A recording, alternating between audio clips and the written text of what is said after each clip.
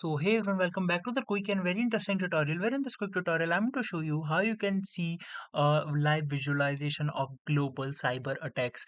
Now in order to do it, all you need to do is just simply open any of the browser you have, and you can do the same step from your smartphones as well. Now here you have to search for threatmap.checkpoint.com. You can see the right spelling. If I pronounce it wrong, be very careful with the URL. Now just simply search for this site and wait for the site to respond.